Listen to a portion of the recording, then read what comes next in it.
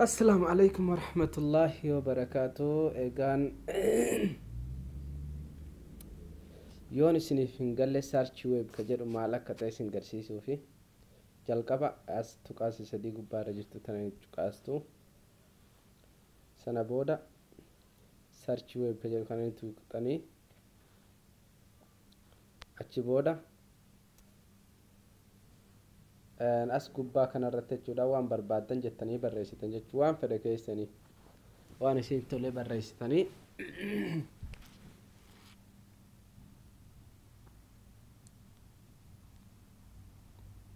sana booda sarchi gama gadii jirtu tana jechuu qaastu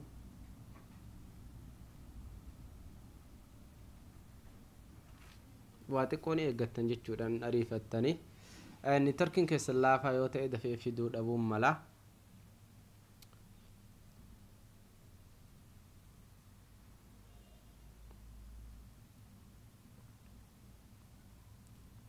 haala kanaan jechuudha akka bifa kanaa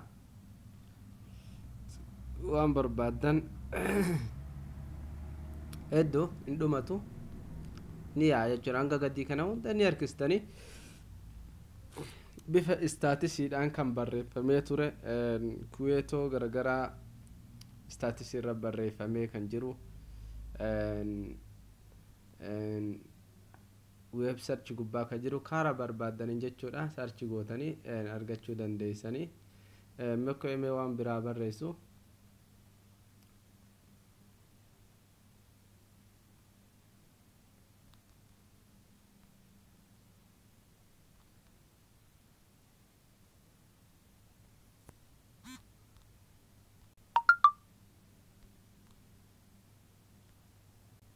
waan barbaaddan barreessitanii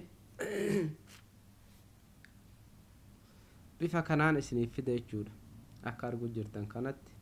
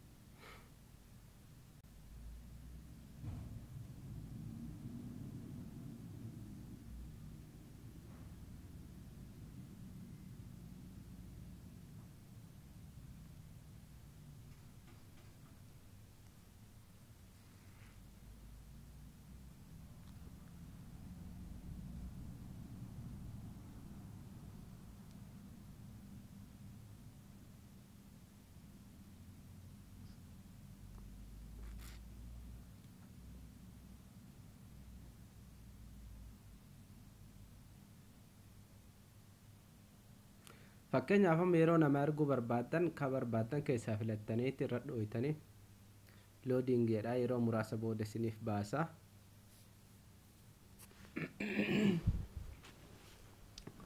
sana booda yoo barbaaddan kalara jijjiiruu yoo barbaaddan as bakka swipe up for filter ka jedhu kana akka qabdanii ol harkistan gara gubbaatti bifa isaa gam jalatti kalara jijjiiruu dandeessanii haala kanaan.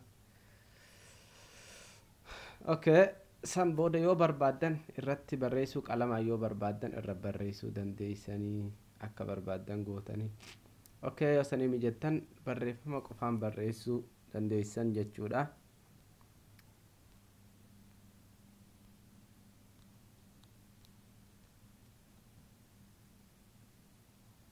Kala yeroo barbaaddan haala kanaan jijjiirtanii yoo barbaaddan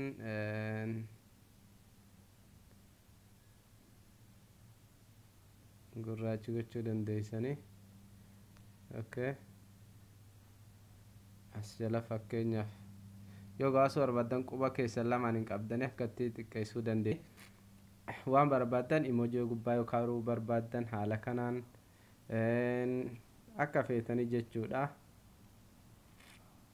waan barbaaddan sana booda qubaan xiqqeessitu akkatti jechuudha. yoo muruu barbaaddanis as bakka kananii tuqxanii crop gochuu dandeessanii irra dhoodhaa yoo barbaaddan haala kanaan akka gabaasuu dandeessanii sun akka fedha keessaniiti. sana booda guutuu murtan xiyya kana tuqxaniitti ergitan jechuudha.